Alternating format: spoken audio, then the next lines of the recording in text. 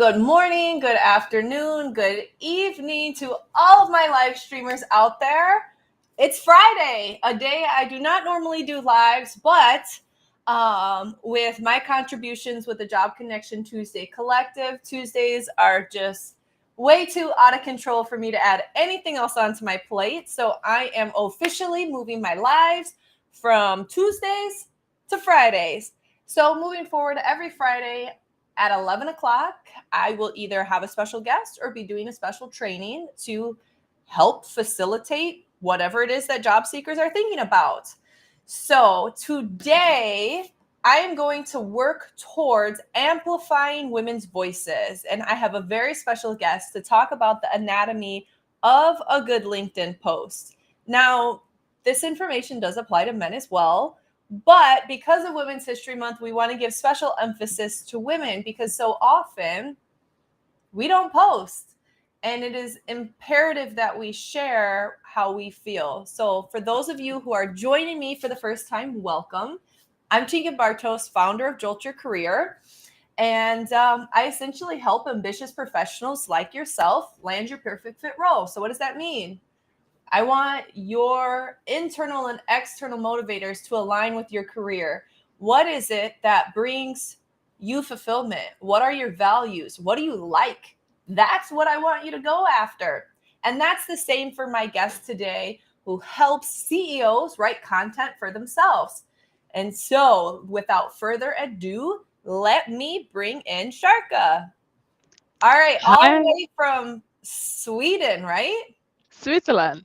Switzerland, that's right. So thank you for joining me and talking about such a fun topic. So why don't you go ahead and dive in, share who you are, how you came about helping CEOs with their content creation, and anything else that comes to mind.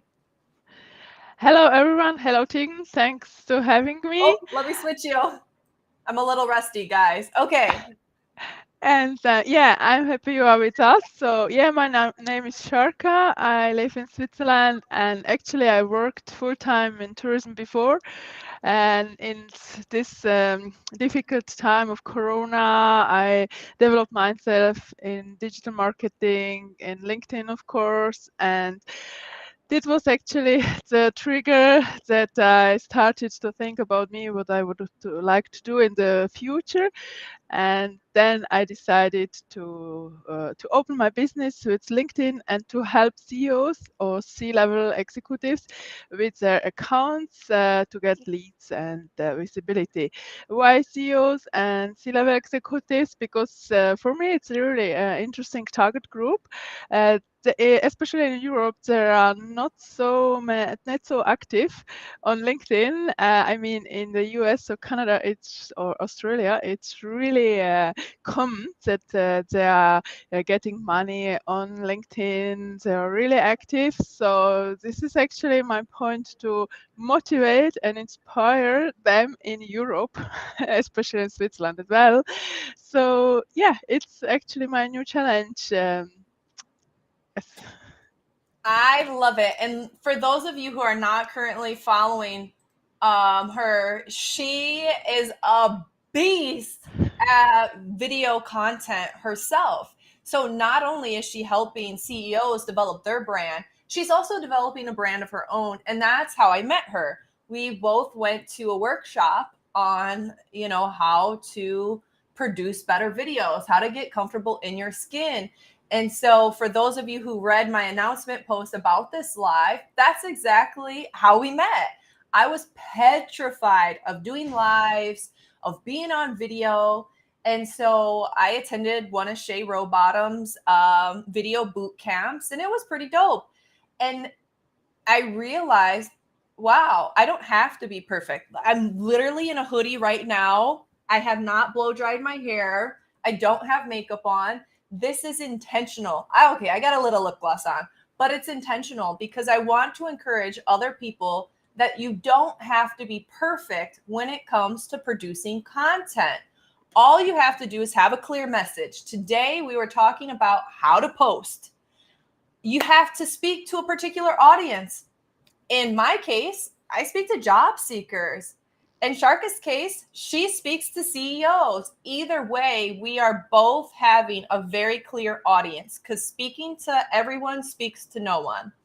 And at the end, you'll see we will have an actionable request. And so if you are thinking about getting into creating content on LinkedIn and thinking, where do I start? Do I start written? Do I start videos, polls, articles, newsletters? Like, where do I start? Everyone in the chat right now has started. We've got Maureen, who does a really fun Friday tip. She's my massage therapist and is crushing it on LinkedIn, getting people to live happier lives. There is Jessica, who currently is hiring for an intern right now, a TikTok intern. So for anybody watching, new grads who are looking for an internship, reach out to Jessica. There's Katya, who I am praying for her team right now. She is a recruiter, a technical recruiter, amazing content. There is Jen, who I don't know if Jen posts content herself on her own page, but here she is in the comments. That is comment marketing. That is a way to post on LinkedIn. So you've already started. And Michelle, happy Friday to you as well, Michelle, and everybody else tuning in right now. If you haven't dropped yourself in the comments, go ahead and start. That's the easiest way to start creating content on LinkedIn, is by dropping a comment. So, Sarka, tell me, what it would be your advice for somebody just getting started once they move past the commenting stage? How can somebody start getting more comfortable posting content on LinkedIn? Yes, everything you've mentioned, it's the best way how to start and what to do. First, you have to be self-confident as well. And don't think about the environment, don't think about what the others are thinking about me, just start. Be proud of you. And I mean, everyone has some knowledges in their industry, in their niche, and share them. It's not selfish to share them. It's actually when you are sharing your tips, your learnings, your failures, your tricks, you're helping others. So see it from the other angle and think about helping others. And as Tegan said, yes, start just commenting on the other posts, but not like nice post or nice video. Just give your expertise, and you can qualify you as an expert as well. And then when you are more common with that, start just posting picture, text post, and then when you are really don't afraid, just start post a video. I mean, everyone has a cell phone, mobile phone, and as Stegan said, you don't have to be perfect, not at all. And I mean, we are human beings, so just take a phone and and record a video. You don't have to post it, but perhaps it's nice, and then just put subtitles, the bar to be a little bit more professional, and post it, and you will see the what your community is commenting about it. My favorite tip that you just gave is to share, to help. And if anybody is nervous about posting, at one point or another in your life, you've helped someone. And what an adrenaline rush that is, to know that you are making an impact in someone else's life.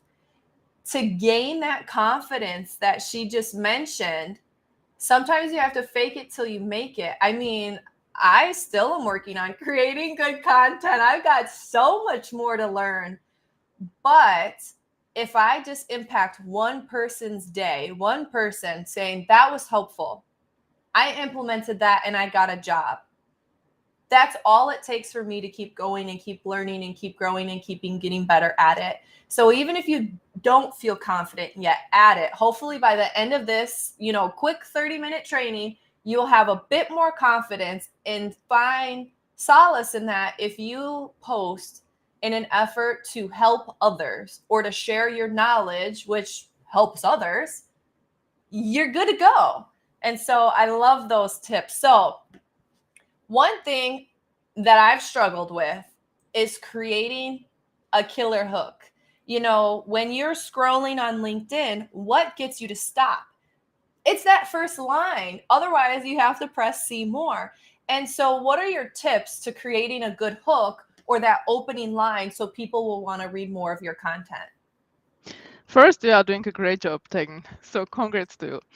And second, to create a great hook, I mean, you are just thinking about your industry, about your niche, and then think as you are in the head of your client, of your prospects. What are the problems of them? What they struggle with? What they want to solve?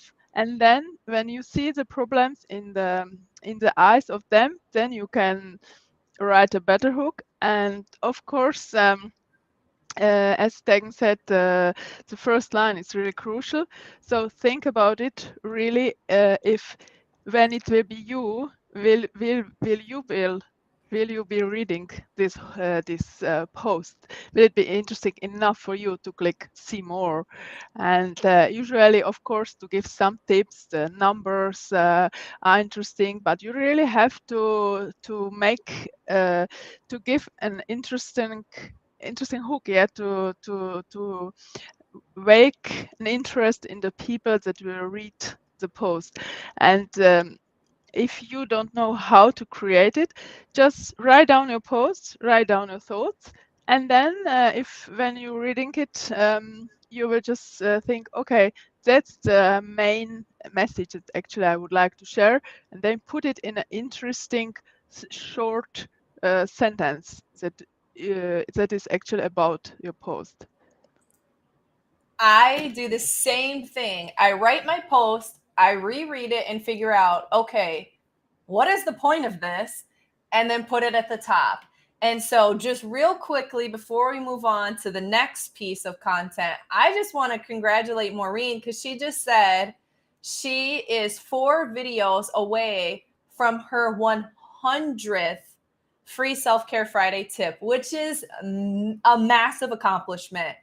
You don't see many massage therapists posting content on LinkedIn. You don't see many people at all posting on content on LinkedIn. You know, there's less than 2% of users who are actually posting content. So when you do post content, you are really going to stand out. And like Sarka said in the beginning, that's how you create your leadership authority. And so if you're a job seeker, for example, when you create content, it proves that you know what you're talking about. Let's say you're in a IT boot camp. You post videos of what you're practicing, what you're learning. Now all of a sudden, you don't not have experience. The proof is right there on your profile. You know how to do all of that. Or on the other end of the spectrum, if you're a CEO and you know this great resignation is affecting your business, well, show the people you care that you're real, and they're going to want to work for you. They're going to be inspired by what you have to say. And so it's really an opportunity at all ends of the spectrum on why people should post. So, all right. So, step 1, you got to figure out what kind of post you want to do: written, video, polls, articles, newsletter. Then the first part that people are going to see is the hook, that opening line.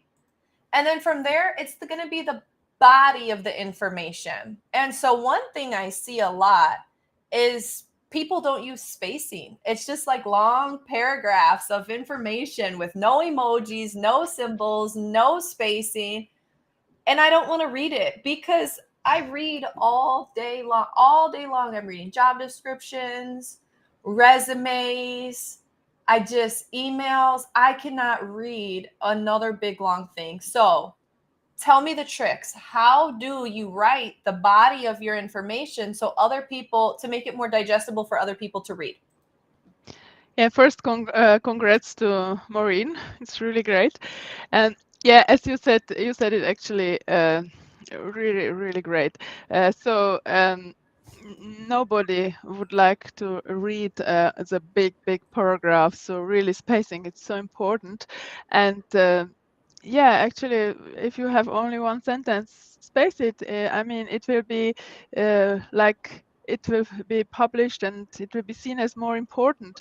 So, and you don't have to use all characters. Just be yourself, be authentic, and share your story, share your thoughts, share your story, and then it will come automatically how long it will be. So don't care about the length. Of course, with video, longer than 1 minute, 1 minute and a half maximum, it's already enough. But for the written post, yeah, there is the character maximum of LinkedIn, but you don't have to do it the whole. You don't have to use all the whole characters. Yeah, being concise is key. People want to quickly consume information. And so I'm right in line with you there. Sometimes I get a little wordy or try to fit in too many topics. If you have a post and it's too long, figure out, okay, let me just focus on one topic and then save those other topics that you wanted to talk about for another day. And then you can stretch your content for more days. So that's, fantastic. And yeah, videos typically do best if they're under a minute, but LinkedIn will let you do a maximum of 10 minutes. For job seekers, this might be a great way for you to introduce yourself. You can use the video story on your profile photo to welcome someone to your page, tell them a little bit more about what your skill set is.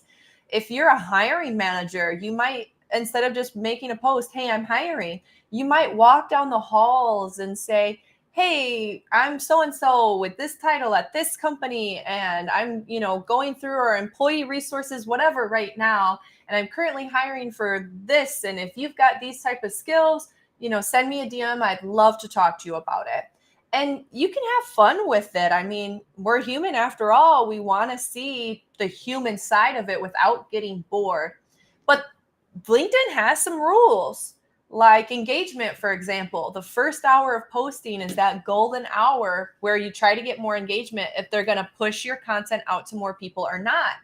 And they also have rules about tagging people. And so if I tag someone in my post and they don't respond, LinkedIn is going to block my post from having as much reach. And so, what is your tagging strategy when it comes to how do you decide if you're going to tag someone in the post or only in the comments? Yeah, actually, it's better to tag someone in the comments, but I tag not so often.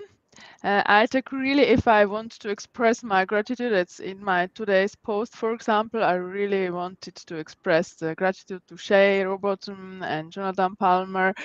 I'm not sure. I don't know if she will she will be commenting the post, but I really wanted to express it. So this one. But actually, I'm aware of tagging people because, as you mentioned, LinkedIn will punish your visibility with the post when the people that are tagged are not responding, are not answering in the comments. So be aware of that.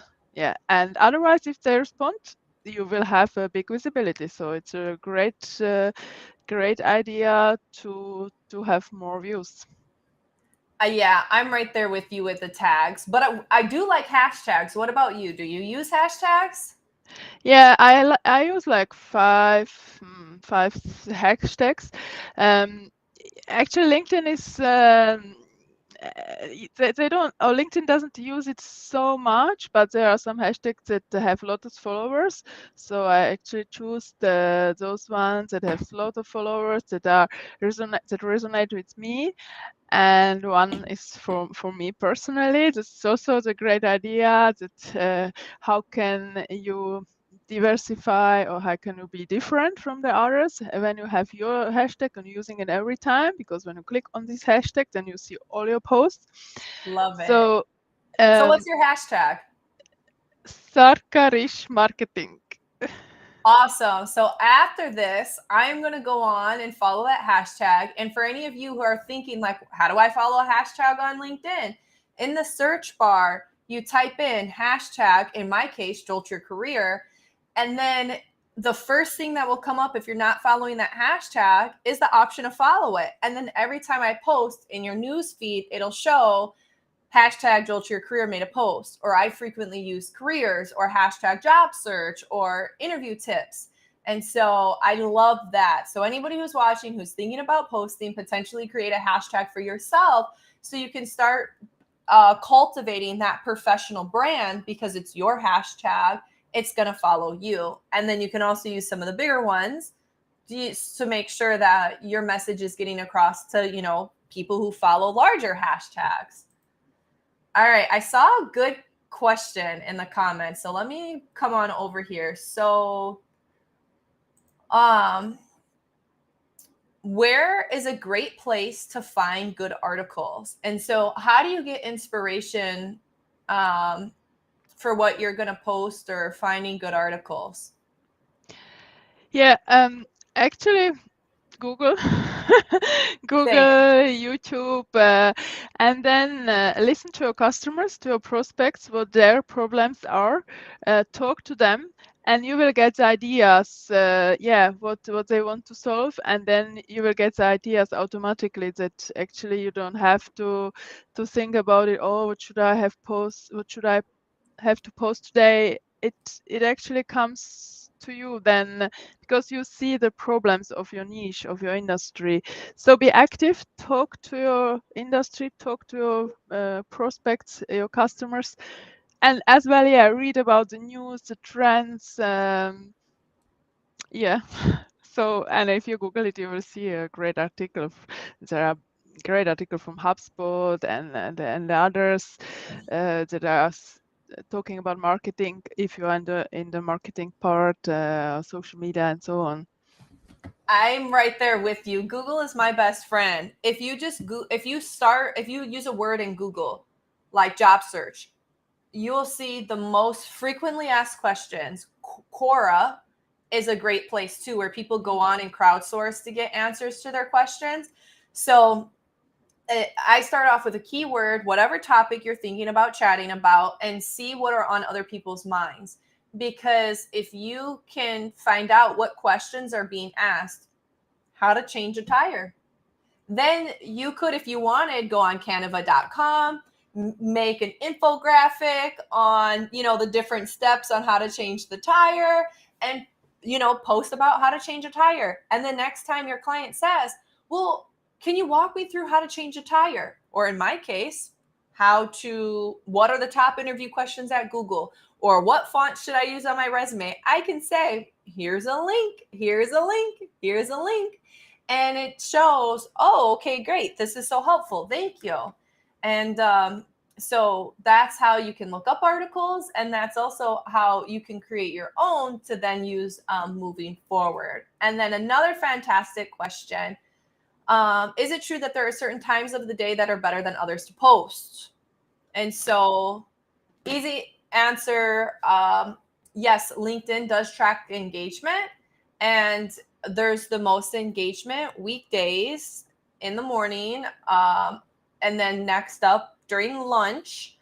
Not as much on weekends. However, there are a lot of people who post on weekends who get phenomenal engagement because there's less people posting. What have you seen? Yeah, it's exactly what you are saying. Because firstly, it depends on your target market. So when your target market is active, and if you are targeting East Coast or West Coast, there's of course a different time zone. And but in general, during the week it's better. But as you said, on weekends the people are not posting, but there are on LinkedIn as well. So I did also some posts at the worst time ever. So it means Friday evening, Saturday evening, but it did well. So it depends really on the topic, on the headline, and yeah. Yes. It's you play around with it. You see what does well and what doesn't do well. And you can always, if you don't get engagement, delete it and then repost it during another time to see if it does better then. If I'm going to be posting something at 7 o'clock at night, it's not maybe going to get a couple, reactions.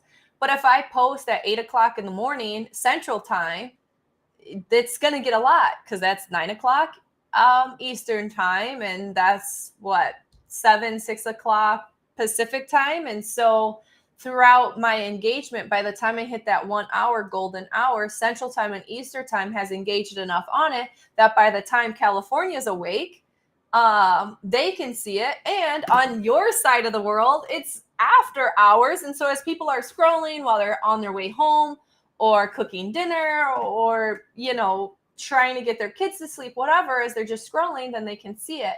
And so I found I enjoy posting at 8 o'clock in the morning because that is when I can be consistent.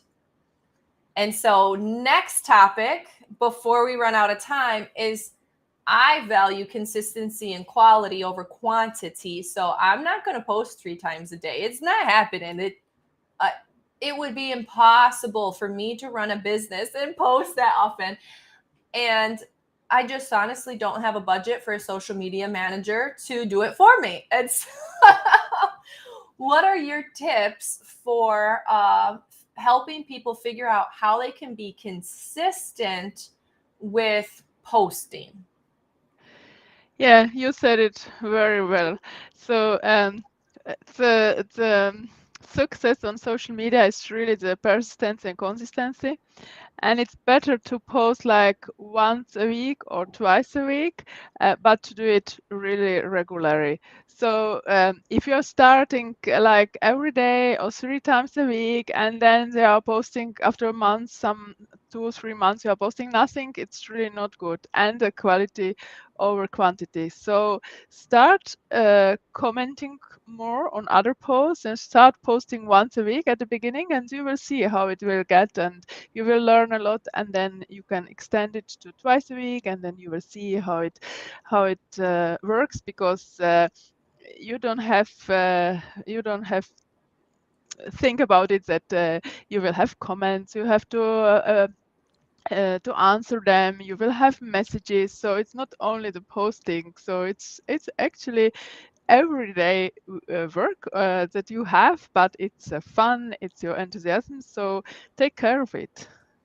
Yeah, my sweet spot is personally 3 days, because I find that the day after my post, I still get a lot of traction. And if I was to post again, I would be having to respond to comments from yesterday and today, and it just gets so overwhelming. So before I find out your final thoughts, I want to go to Maureen's comments. Or whose comment was it? Danette, how do you pronounce your name? I don't know. It's pretty, but you're going to have to send me an audio message to how do I properly pronounce your name, because I want to make sure I get it right. So topics and headlines / hooks. So if you can comment really quickly what it is that you actually let me do some little stalking real quick. Okay, account operations, sales, client success. So let's say, for example, and you talk about success, leadership, remote jobs, collaboration, and work-life balance. So let's say you want to talk about work-life balance.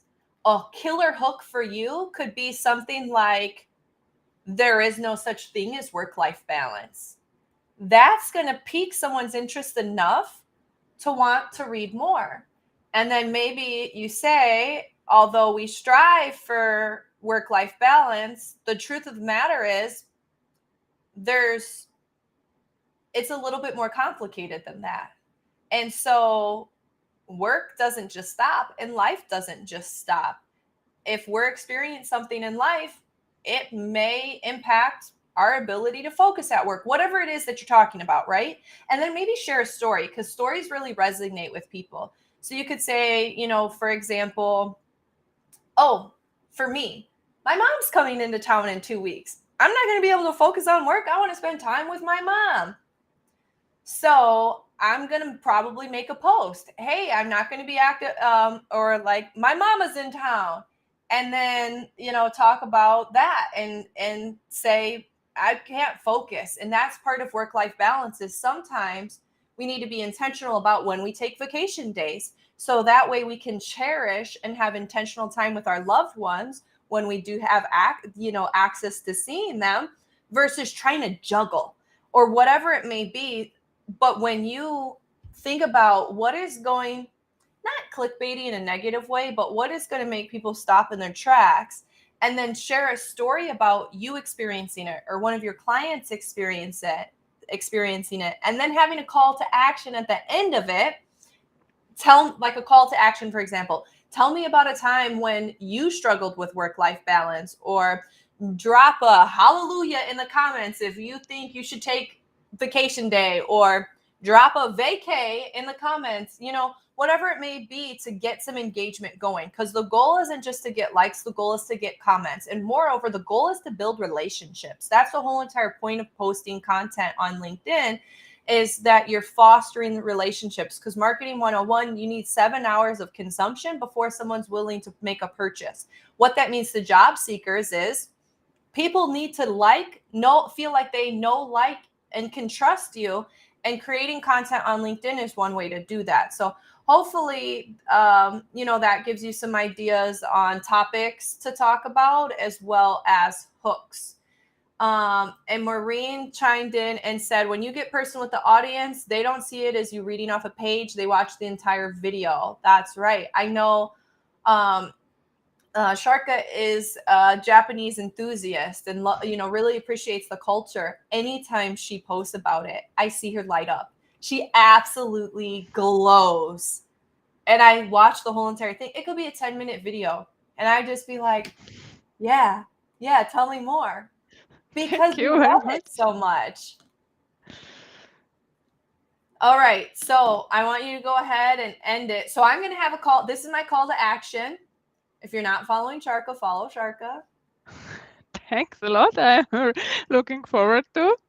And then, Sarka, what would be your best advice for people getting outside their comfort zone and posting for the first time on LinkedIn? First, I will pay attention to your profile, that your profile is really professional, that your profile is actually your pitch, because it's actually only the profile where you can pitch. And then your posts will be your tips, your tricks from your industry, but about leadership general, about the team, or in your case about job seekers and so on, and as well personal stories. Personal stories are doing really well. So this is up to you, how vulnerable you would like to be, how much you would like to share, and then engage. The engaging, as you said, it's so important. So take time to have interest in people, to really build trust in these relationships, to build this rapport. It's so important, because only when you have the real interest in people, you will build this relationship and you will be successful. If you are just on LinkedIn, just I don't know, I'm just there because everyone is there, so I have to. This is not the right mindset. So the mindset is really very important. I love your tip number 1, to have a solid LinkedIn profile before you start posting, because you never get a second chance at a first impression. And so when someone is going to be looking at your post, if they see your post, there's a chance that they're going to go to your profile, and you want to have a filled out, robust, complete profile. So that way, if you're a job seeker, for example, somebody's going to say, yeah, I want to interview them. They haven't even applied to my job, but I want time on this person's calendar to learn if they might be a good fit or would be interested in my company. So I love, love, love those tips. I also love all the engagement in the comments. Thank you for everyone for being so engaging. And next Friday, I am going to be here talking about interviewing and the biggest mistakes women make in interviewing, with a very special surprise guest. I'm not going to announce who it is yet. I'll announce her next week, but she's a badass, a local Midwestern gem. from Wisconsin. And so, Sarka, thank you so much for being my guest today. I always love spending time with you. For everyone else, if you have any questions about posting, or want one of us to review a post before you post it, just to get that little boost of confidence, DM us. We will not bite. We are more than happy to help, give you suggestions. And if you are a CEO who's like, I ain't got time for that, and are looking for a ghostwriter, a content writer to really take your authentic message, put it on paper, and give you the post to be able to post, so you can kind of take some of that off your plate. Oh, she's a girl. All right. Well, Sarka, thank you again. And for everybody tuning in, have a wonderful weekend. Thank you very much to all. Thanks a lot to taking to you, and all the best, and be self-confident. Yes, I agree. Bye, everyone.